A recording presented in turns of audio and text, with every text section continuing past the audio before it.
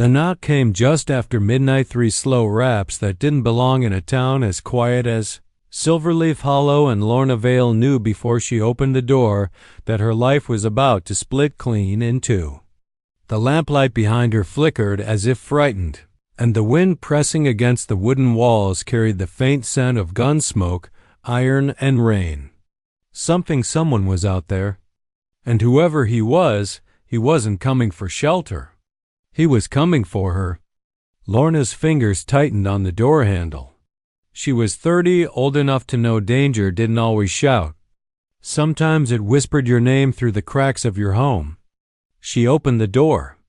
A tall stranger stood beneath the porch roof, dripping rainwater, though the sky was clear like he'd ridden through something darker than weather. His hat was gone, his long dark hair tangled, and his shirt clung to him as though he'd crossed a river. But there was no river near Silverleaf Hollow. His boots tracked mud that wasn't local either. His voice was low. "You Lorna Vale?" Her breath snagged in her throat. "Who wants to know?" Instead of answering, the stranger swayed. She stepped forward instinctively, catching his arm before he could collapse. His body trembled, violently fevered or wounded. She couldn't tell, and when she pushed back the wet strands of hair from his forehead, she saw it, a bruise blooming beneath his left eye and a thin cut trailing down his cheek. Someone had beaten him, recently. She dragged him inside. The wooden floor creaked under his weight as she laid him on the fainting couch by the hearth. Heat from the fireplace washed over him, revealing more bruises, more cuts. His knuckles were split, his breathing uneven. "Who did this to you?" she whispered. His eyelids fluttered open, revealing eyes the color of storm-tossed steel. "Men who think they can burn the truth," he muttered. "But the truth don't burn easy." Lorna froze. That sentence wasn't something a normal drifter said. It carried weight. And danger. He sat up with effort. "Name's Thorne Calder." She swallowed. Calder. The name echoed faintly in her memory, but she couldn't place it. He read her confusion. "You ain't supposed to know me." "That's the point." Before she could question him further, he leaned closer, too close, and his breath ghosted across her cheek. She stiffened, unsure if she should push him away or listen. "You've never been kissed?" he asked suddenly, voice almost a murmur, as though he'd pulled the thought straight out of her guarded heart. "A woman like you?" Heat rushed up her neck. "That's none of your business." He smiled weakly, but there was no mockery in it, only surprise, maybe even regret. "Shame," he murmured. "Means no one ever tried to keep you safe." Lorna recoiled just enough to regain her footing. Safe from what? That was when something hit the window. Hard. She spun, heart pounding. The glass trembled in its frame. Shadows moved just beyond the lantern glow outside, shadows shaped like men. Riders. 5. No, 6 of them. Lorna's pulse leapt. Thorne pulled himself upright, using the armrest for balance. "They followed me. Should have known they wouldn't quit. Who are they?" she demanded. He shook his head. "People who want me dead more than they want God's forgiveness. And if they think you're helping me..." His eyes lifted to hers. "You're in danger too." Her stomach dropped. She had lived a quiet, disciplined life running her mother's old boarding house, helping neighbors, keeping her head down. In 30 years she had seen fights, drunks, heartbreak, but never this. Never men hunting another man like wolves cornering prey. "You brought trouble to my door," she whispered. "I tried to ride past," he admitted, "but I wasn't going to make it. And something told me this house wasn't the kind that turns a dying man away." Lorna didn't know whether to be flattered or furious. The knock at the door returned, this time louder, heavier. Not a request. A warning. Thorne swayed again, grabbing the edge of the couch. She saw pain flash through him, sharp as lightning. He wasn't lying, he could barely stand. Lorna's mind raced. She had choices. Call for help. Throw him out. Hide him. Or stand with him. But the knock came once more, shaking the boards beneath her feet. And with it came a voice she had never heard before but would never forget. "We know he's in there. Miss Vale, step aside, and we'll leave your house standing." Lorna met Thorne's eyes, and in that instant, she realized her life had just changed forever. The second round of pounding shook the door so hard the lantern rattled on its hook, casting frantic shadows across the walls. Lorna Vale felt those shadows crawl up her spine. She had never been afraid inside her own home until tonight, and it wasn't fear of the men outside that stunned her the most. It was the fear of what she was about to do.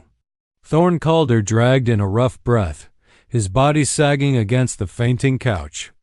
"You need to let me go," he whispered. "They'll burn this place down with you in it." Lorna's jaw tightened. "You said they were after you." "Not me. That was before I stepped across your threshold." He winced as he shifted. "People like them don't leave witnesses." Another knock, no, a hammering shook the front of the house. The voice returned, deeper this time, and dripping cold confidence. "Miss Vale. Last chance. We want Thorne Calder. The man's a criminal. You're harboring him. You're part of it. Criminal." The words sliced through the air like a blade. Lorna's breath trembled. She turned back to Thorne. "Is that true?"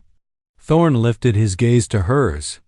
The lamplight caught the bruise beneath his eye, the cut down his cheek, the exhaustion that pulled at every bone in his body. "Depends who you're a-skin." His voice was a rough whisper. "To them, yeah? To me?" He paused long enough for her to feel the weight of whatever he carried. No, it wasn't a real answer, but something in his eyes told her he didn't lie to her, not about this. The men outside began to circle the porch. Boots on wood. Spurs clicking. Low voices. One of them tried the doorknob. Lorna's pulse spiked. She grabbed her late mother's shotgun from the wall, an old thing she had never once fired. It felt heavier than fear itself, yet steadier in her hands than she expected. Thorne's eyes widened. "You ever shoot?" "No.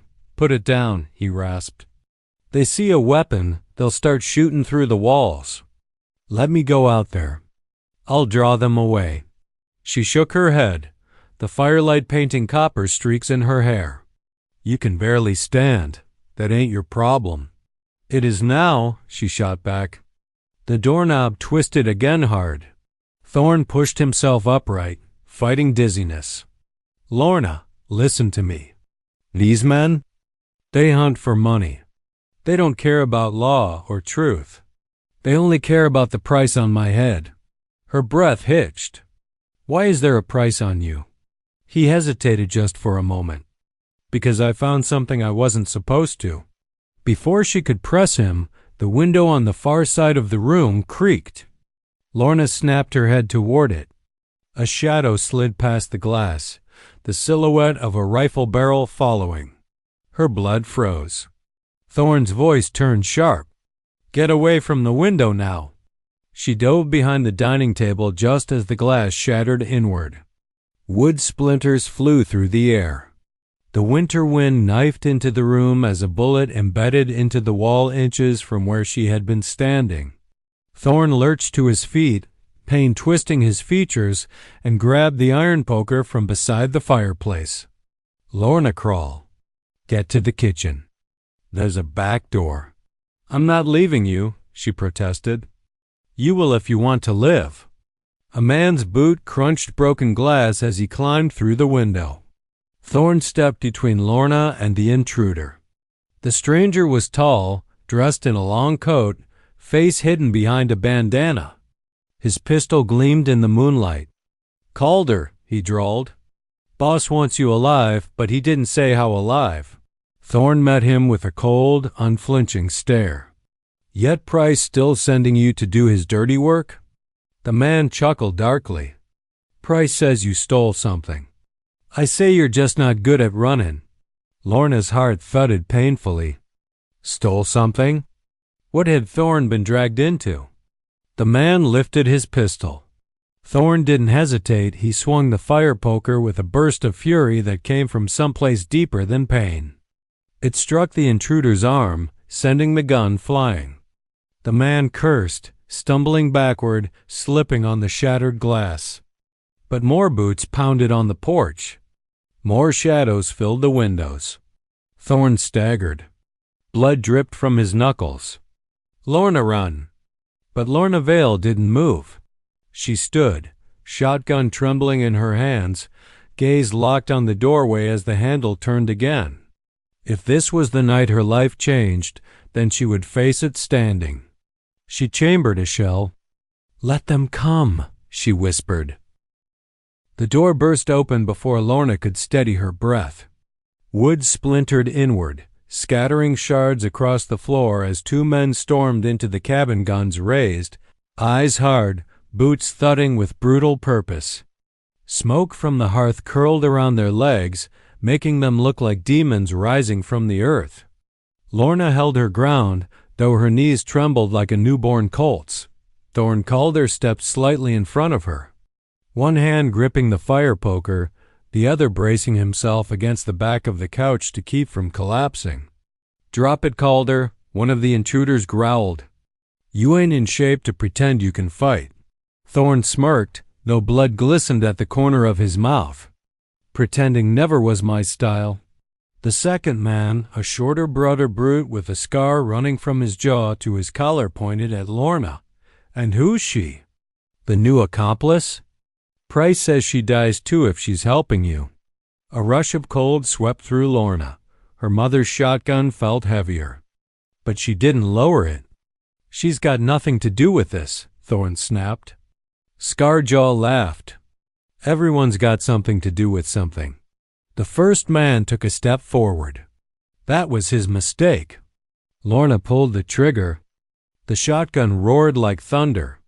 The recoil slammed into her shoulder so violently she stumbled backward, but the shot landed, shattering a lamp on the far wall and blowing smoking embers across the floorboards. The man ducked instinctively, cursing loud enough to shake the rafters. Damn it, he yelled. She don't even know how to aim. Thorne didn't waste the moment of confusion.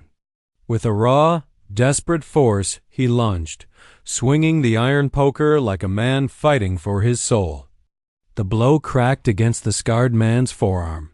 He howled, dropping his pistol, which clattered across the wooden floor.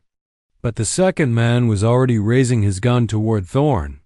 No, Lorna screamed. She grabbed the nearest object, an iron skillet, and hurled it blindly. It struck the gunman square in the temple with a sickening thunk. He staggered, dazed. Thorne didn't hesitate. He slammed the poker into the man's ribs, sending him crashing into the wall. Silence followed, heavy and gasping. Lorna's chest heaved. Thorne collapsed against the couch again, gripping his side. We don't have much time, he said between breaths. More of them outside. Lorna's voice shook. What did they want, Thorne? What did you steal? His eyes flickered to her, haunted, pained, and older than any 30-year-old woman had a right to witness in one night. Not money, he said. Not gold. Then what? He hesitated long enough she thought he might refuse to answer. But then he reached into his shirt beneath the bruises, beneath the blood, and pulled out a small leather pouch hanging from a rawhide cord. The pouch looked simple, too simple to cause this kind of violence. Lorna frowned. What's in that?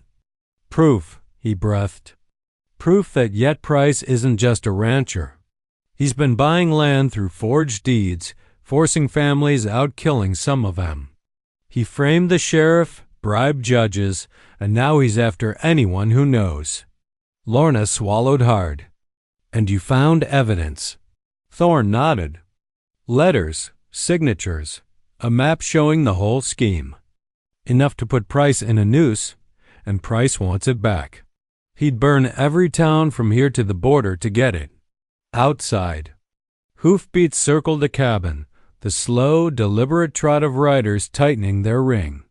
The boards creaked as someone stepped onto the back porch.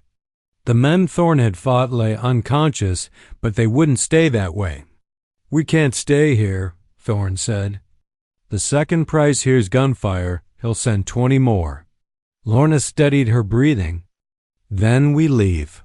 Thorne's eyes widened. "We? You're half dead, Thorne.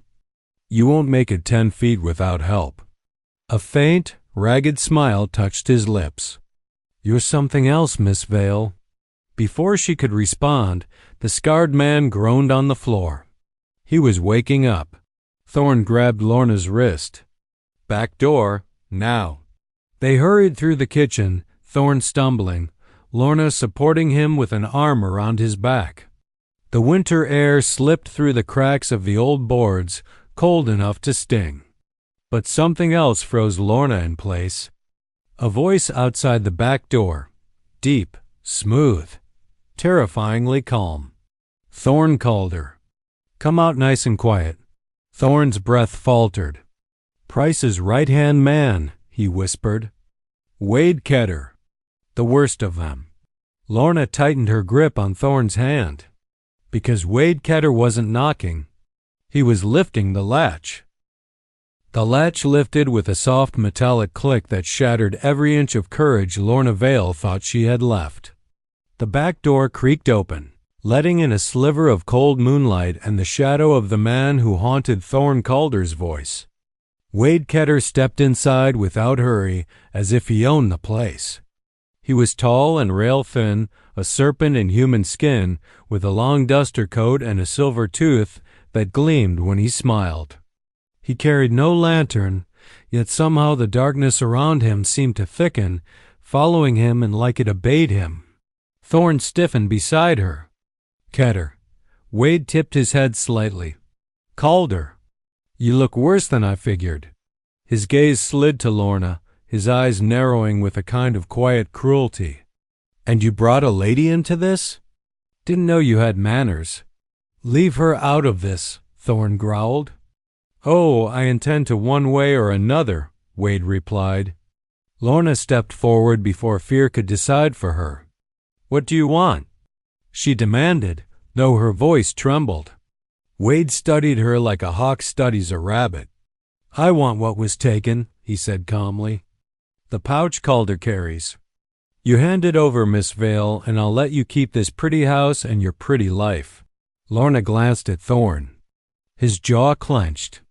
She knew without words that giving Wade what he wanted wouldn't save her, not really. People like Wade didn't leave loose ends. But Wade didn't need to know she knew that. "You think I have it?" she asked, voice steadying. Wade smiled again, slow and cold. "I think you'll do whatever he tells you. Women like you, loyal to the wrong men." Lorna's heart pounded, but she didn't drop her gaze. "I'm loyal to the right thing." "And what's that?" Wade asked. "Truth." Wade's smile disappeared. The silence felt like a fuse burning down. Then everything exploded at once. Thorne lunged first far faster than Lorna expected from a man half dead. He shoved her behind the kitchen table with a rough whisper, "Down." The same moment, Wade drew his pistol. The shot split the air. Lorna ducked. Wood splintered inches above her head. The force of the blast shook dust from the rafters. Thorne crashed into Wade with a raw, desperate fury, knocking the outlaw back against the doorframe. Wade's gun flew from his grip, skidding across the kitchen floor. But Wade Kedder fought like a man who'd broken bones for fun. He slammed his elbow into Thorne's ribs, then drove a knee into his stomach. Thorne grunted, stumbling, pain twisting his face. Lorna scrambled to her feet. The shotgun lay on the counter, just out of reach. Wade caught her glance. He moved faster than she could blink, grabbing her by the wrist. His fingers tightened, cold and merciless. "You should have stayed quiet, Miss Vale," he snarled. Before she could scream, Thorne tore into him again, this time with the strength of a man who had nothing left to lose. The two men crashed into the shelves, sending jars of preserves shattering onto the floor. Glass and syrup splattered everywhere. Wade cursed, slipping, giving Lorna just enough time to wrench free and run to the counter. She grabbed the shotgun. Thorne saw her. Wade saw her too. He lunged toward her like a striking viper. Lorna fired. The blast thundered through the kitchen, the recoil slamming into her shoulder so hard she almost dropped the gun. The shot struck the wall just above Wade's head, showering him with splinters that cut across his cheek. It wasn't a kill shot, but it was enough. Wade stumbled back, real fear flashing in his eyes for the first time. He grabbed his coat, using it as a shield as he backed toward the door. "This ain't over," he hissed. His voice shook with newly seated hatred. "Price will burn this whole town down before he lets you two live." He slipped out the door and vanished into the night. But outside, the hoofbeats were already pulling away. Wade wasn't retreating. He was regrouping. Lorna dropped the shotgun, her hand shaking so violently she could hardly breathe. Thorne caught her before she collapsed, though his own body trembled from pain and exhaustion. "You did good," he whispered, pressing his forehead briefly against hers. "Better than any man I've ever fought beside." "We need to run," she choked out. "They'll come back with more." Thorne nodded weakly. "Yeah, we move now. Before dawn." He leaned on her heavily as they shuffled out the back door into the freezing night. Lorna Vale looked back at her house, her mother's house, the place she'd lived her whole life. By morning, it might be ashes. But she didn't hesitate, because she wasn't just running for safety anymore. She was running for the truth.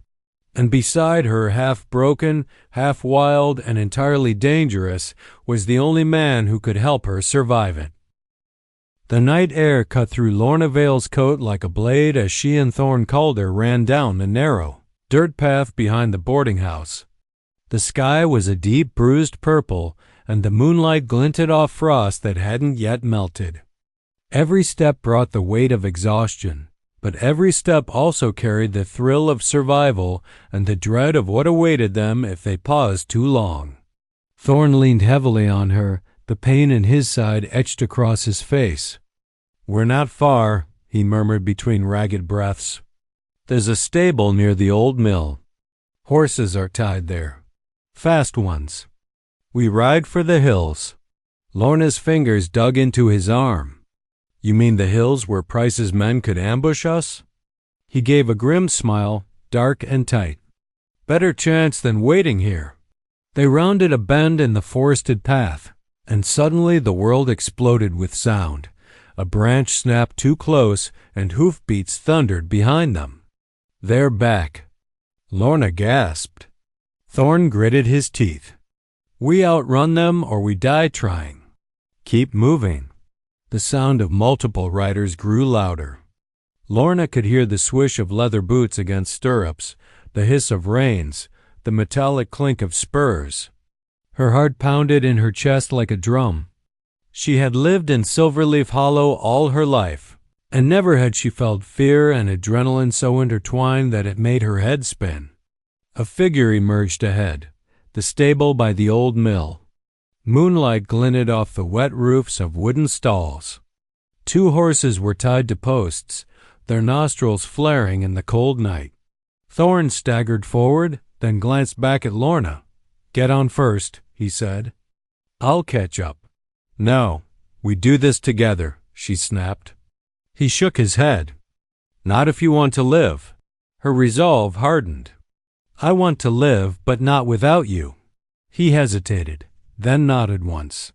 His hand went to her waist as he helped her onto the nearest horse. The animal whinnied, impatient and tense, ready for the chase. Thorne swung onto the second horse, grimacing as pain lanced through his side. The moment their saddles creaked under them, hoofbeats sounded closer. Price's men had found them again. Lorna gritted her teeth and kicked her horse into a gallop. Thorne followed, urging his horse beside her, leaning low to reduce their profiles in the dark. Branches whipped at their faces, the wind stung their eyes, but they pushed forward, driven by fear and the raw desire to survive. The forest thinned and the path opened into rolling hills. Thorne shaded his eyes against the moonlight. We can lose them here. If we stick to the gullies and dips, they'll have a hard time seeing us. Gullies? Lorna shouted over the pounding of hooves. Do you even know them? I've been through worse, he admitted, pain pulling a grimace across his face. Hold on. They plunged into a shallow gully, horses scrambling through mud and frost. The chasing riders slowed instinctively, their line of sight broken.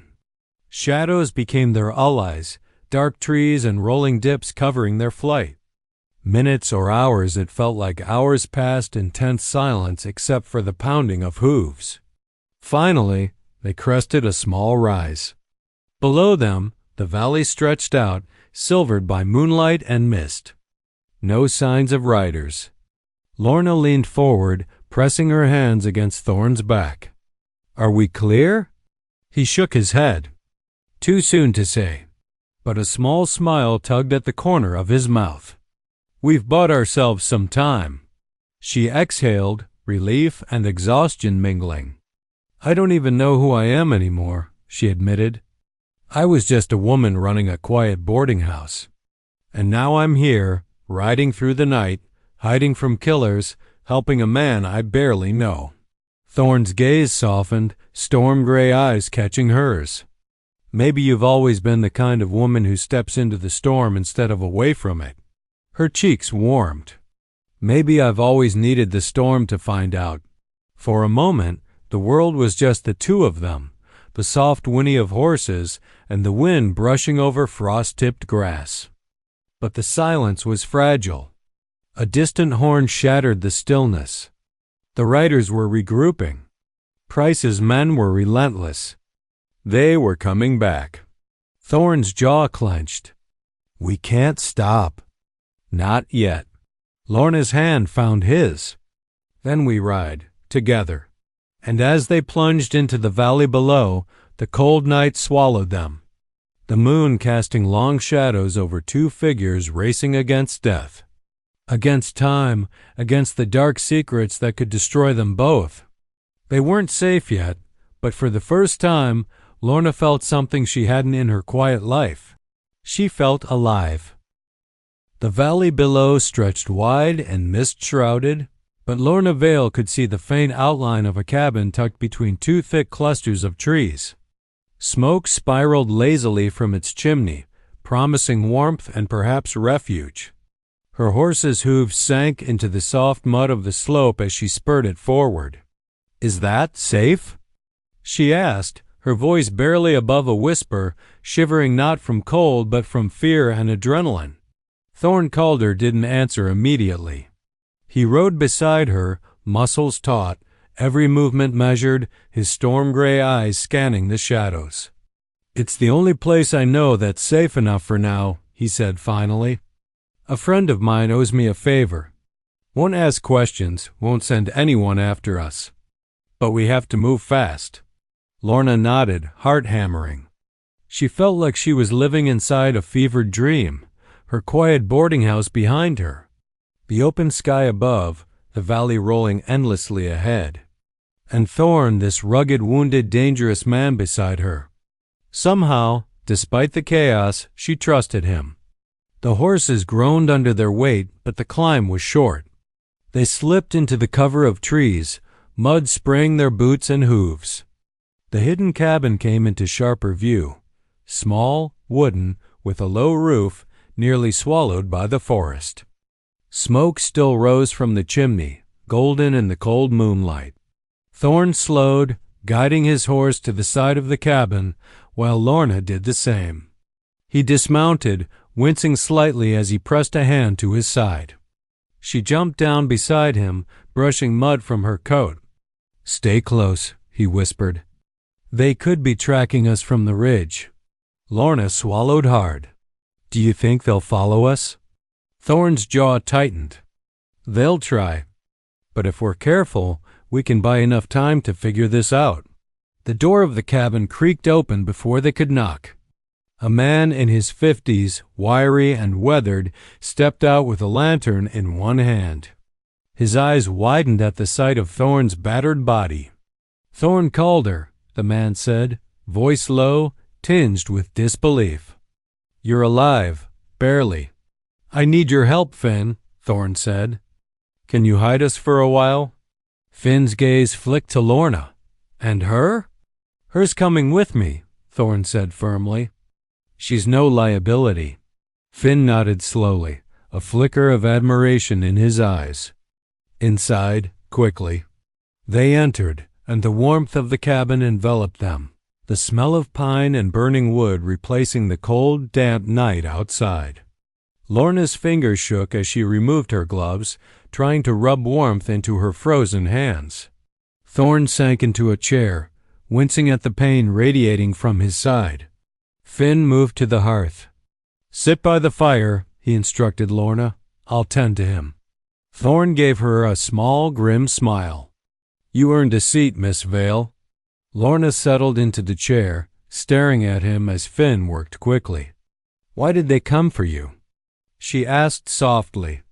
"I know it's more than just some land dispute." Thorne's eyes darkened. "Because I know things I shouldn't, things that could bring a man like Price down." His voice lowered to a whisper. "Deeds, letters, proof of his corruption. Enough to ruin him and his empire of fear. And that pouch?" Lorna asked. "It has what they need," Thorne said. "They won't stop until it's back in Price's hands or until I'm dead." Finn interrupted, placing a damp cloth to Thorne's bruised side. "If you two don't rest, you won't live to see tomorrow." Lorna's gaze softened as she looked at Thorne. He didn't deserve this life, the running, the fighting, the constant shadow of death. And yet, there was a fire in him, raw and unyielding, that drew her in. For the first time that night, she felt something stir inside her, something that wasn't fear. Something she hadn't allowed herself to feel in years. Hope. "Rest for a little while," Thorne said, noticing her stare. "We'll figure out the next step come dawn." She nodded, sinking into the chair, the warmth of the fire seeping into her bones. The night outside was still alive with danger, the distant sound of hoofbeats echoing faintly through the valley. But here, in this small, hidden cabin, there was a moment of peace. Lorna allowed herself to breathe, her hand brushing against the edge of the chair as if grounding herself to reality. Thorne sat close by, eyes closed for just a moment, pain etched into every line of his face. And though she hadn't known him for long, she felt a strange, fierce protectiveness toward him. Outside, the wind whispered through the trees, carrying the scent of frost and distant pine. Danger still lurked, but for the first time since this nightmare began, Lorna Vale realized she wasn't running alone. She glanced at Thorne once more, and despite the bruises, despite the blood, despite the dark storm swirling around them, she saw in his storm-gray eyes a flicker of something more than survival. Something that could change the course of their lives forever. And deep down, she knew the dawn would bring choices that neither of them could escape. The first hints of dawn slipped over the valley, painting the mist in muted gold and violet. Lorna Vale stirred in the chair by the fire, the warmth seeping slowly into her chilled bones.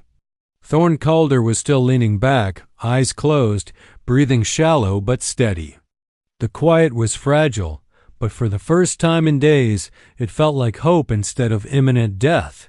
"Thorne," she whispered, brushing a strand of hair from her face.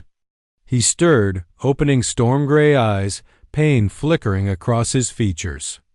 "We need to move. Price's men won't give up." He nodded, sitting upright. "Aye, and I've got a plan, but it ain't simple. We take the evidence to the sheriff in Ashford. No one can ignore it there, not even Price." Lorna's brow furrowed. "And Wade Kedder?" "He'll follow us." Thorne's jaw tightened. Then we make sure he doesn't. They packed quickly, moving in shadows, Thorne leaning on her when the pain in his side surged. Outside, the valley glimmered with frost, the horses waiting patiently, their breath rising in ghostly puffs. Lorna climbed onto her horse first, gripping the reins tightly. Thorne mounted slowly, every movement measured and cautious. "Ready?" he asked. "As I'll ever be," she said, voice steady despite the fear curling in her stomach. The horses surged forward, hooves thudding against the frozen earth. The morning mist swirled around them, giving the valley an eerie, ethereal beauty. For a moment, the world seemed suspended, as if holding its breath with them. But they were not alone. From the ridge above, a shadow detached itself, a lone rider, moving fast, confident, relentless. Wade Ketter. Thorne's eyes narrowed. "Stay close. We draw him toward the riverbed. It's the only place we can make a stand." Lorna nodded, heart pounding. They spurred their horses toward the winding path that led into the riverbed, the terrain rough and uneven. Ketter followed, his horse cutting through the mist like a knife. "Thorne, what if we can't stop him?" Lorna asked, voice low, almost afraid to hear the answer. "We stop him," Thorne said with a steely calm, "or we die trying." The riverbed opened before them, shallow water glinting in the early sunlight, rocks jutting out like teeth. Thorne leaned close, whispering into her ear. "When I say now, you fire." Lorna swallowed hard, gripping the revolver she had taken from the boarding house, her pulse racing. Ketter's eyes gleamed with malice as he closed in. "Now!" Thorne shouted. Lorna's gun barked, smoke curling in the crisp morning air. The shot grazed Ketter's shoulder, making him swerve. Thorne hit the reins, lancing his horse forward. With precision and sheer force, he swung low, striking Ketter's horse with the iron poker he had carried the night before. The animal stumbled, throwing Ketter forward into the shallow river. Ketter splashed into the icy water, cursing, struggling to regain his footing. Thorne didn't hesitate. He urged his horse beside him and delivered a forceful, controlled blow that knocked the outlaw down again. Lorna fired once more, this time catching Ketter's revolver in the mud. He scrambled, beaten and humiliated, and finally gave a low, angry growl. "This ain't over, Calder," he hissed, voice dripping with venom. "Price, he'll come." Thorne stood tall in the saddle, chest heaving. "Let him come. I'll be ready. And so will we." Lorna slid closer, letting her hand brush against his arm. For the first time, the fear that had defined the past days was replaced with a quiet strength, a bond forged in fire, blood, and relentless danger. They rode together down the valley, the mist giving way to sunlight, painting the world in gold. Behind them, the riverbed glistened, a silent testament to the night's chaos and the battle they had survived. When Ashford's sheriff finally listened to Thorne's evidence, the truth spilled into the courtroom like wildfire. Yet Price's empire crumbled piece by piece, deeds were voided, corrupt officials removed, and Price himself vanished into infamy, hunted by the law he had tried to control. But the greatest victory wasn't in the law. It was in survival, trust, and the unspoken bond between Lorna Vale and Thorne Calder. One evening, as the sun set over a horizon lined with cottonwood trees, Lorna and Thorne rode slowly along a quiet trail. The air was warm, soft, and free of the tension that had shadowed them for so long. Thorne glanced at her, storm-gray eyes softer now, no longer haunted by the night. "You never told me," he said quietly, "why you stayed. Why you risked everything." She shrugged, a small smile tugging at her lips. "Maybe I realized life's too short to hide in quiet corners. Maybe I realized some storms are worth facing." He smiled back, just a flicker at first, then fully, like sunlight breaking through clouds. "Then we ride into the storm together?" "Together," she said, voice steady, heart full. And for the first time in months, the Old West didn't feel like a world of shadows and danger. It felt like possibility, like freedom. The wind blew through their hair, the horses trotted steadily, and the valley stretched wide and golden before them. Whatever storms awaited tomorrow, they would face them side by side.